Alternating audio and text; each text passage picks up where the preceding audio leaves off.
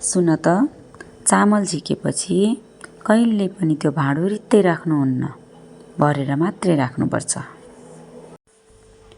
बेलुकीको बेला कहिले नसुत्नु, अझै मोबाइल हेरेर बिरामीलाई त उठाउँछन्। ड्याडी, सुन्नु त, आज बाहिर बास नबस्नु है, दाई आउनुहुन्न, फेरि 3 बास हुन्छ नि।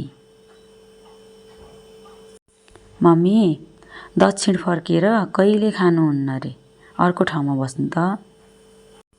भाउजू, 2 जनाले कुचो कहिले नि लगाउनुहुन्न, पहिला म बढार्छु अनि हजुर बढार्नु।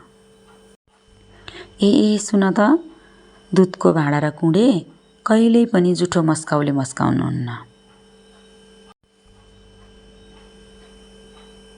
छोरी, हात टेकेर खा कि, हात टेकेर खानुहुन्न, हात माथि राख। ओफो, हेर खुट्टाले खुट्टा मिचेर धोए कि निहुरिएर हातले धो, त्यसरी धुनु कहिल्यै पनि हुन्न। ड्याडी, तपाईँको जन्मबार हो आज, आफ्नो जन्मबार र मङ्गलबार दाढी कपाल कहिले काट्नु हुँदैन। ओहो, बेलुका भइसक्यो, किन कपाल कोरेकी, बेलुकामा कपाल कोर्नु हुँदैन। मम्मी, एकचोटि बालिसकेको ज्योति फेरि बाल्नु हुँदैन, नयाँ ज्योति बाल्नुस्। धन्यवाद।